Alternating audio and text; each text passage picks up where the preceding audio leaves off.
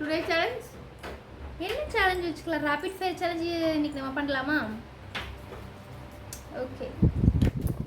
Stone paper season. சரி சொல்லு. என்னோட ஃபேவரட் ஃபுட் வந்துட்டு மேகி.